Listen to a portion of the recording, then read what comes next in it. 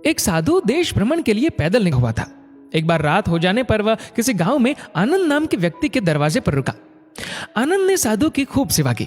दूसरे दिन आनंद ने बहुत सारे उपहार देकर साधु को विदा किया। साधु ने आनंद के लिए प्रार्थना की, भगवान करे तू दिनों दिन बढ़ता ही रहे। साधु की बात सुनकर आनंद हंस पड़ा और बोला, अरे महात्मा जी, जो है ये भी नहीं रहने वाला। साधु आनंद की ओर देखता रह गया और वहां से चला गया।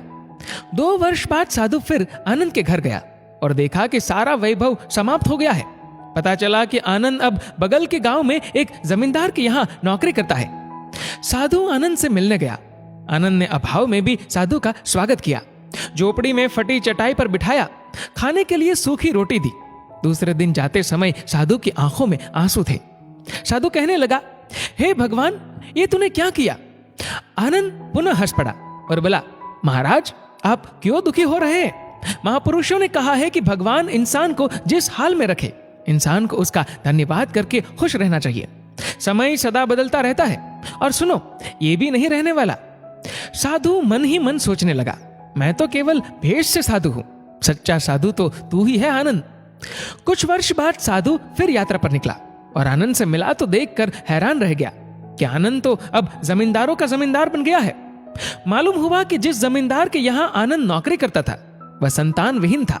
मरते समय वह अपनी सारी जायदाद आनंद को दे गया। साधु ने आनंद से कहा, अच्छा हुआ वो जमाना गुजर गया, भगवान करे अब तू ऐसा ही बना रहे। ये सुनकर आनंद फिर हंस पड़ा और कहने लगा, महाराज, अभी भी आपकी नादानी बनी हुई है। साधु ने पूछा, क्या ये भी नहीं रहने वाला? आनंद ने उत्तर दिया, हाँ, या तो ये चला जाएगा या फिर इसको अपना मानने वाला ही चला जाएगा। कुछ भी रहने वाला नहीं है, और अगर शाश्वत कुछ है तो वह है परमात्मा, और उस परमात्मा की अंश आत्मा। आनंद की बात को साधु ने गौर से सुना और चला गया। साधु कई साल बाद फिर लौटता है तो देखता है कि आनंद का महल तो है, किंतु कबूतर उसमें गुटरगु कर रहे हैं और आनंद का देहांत हो गया है। बेटियां अपने अपने घर चली गई, बूढ़ी पत्नी कोने में पड़ी है। साधु कहता है, अरे इंसान, तू किस बात का अभिमान करता है? क्यों इतराता है? यहाँ कुछ भी टिकने वाला नहीं है। दुख या सुख कुछ भी सदा नहीं रहता। तू सोचता है पड़ोसी मुसीबत में है और मैं मौज में हूं, लेकिन सुन, न मौज रहेगी और न ही मुसीबत।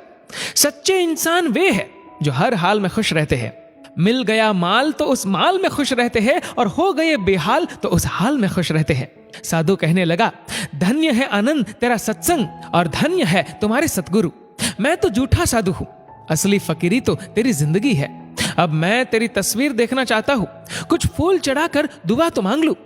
साधु दूसरे कमरे में जाता है तो देखता है कि आनंद ने अपनी तस्वीर पर लिखवा रखा है, आखिर में यह भी नहीं रहेगा। खूबी और खामी दोनों ही होती है हर इंसान में।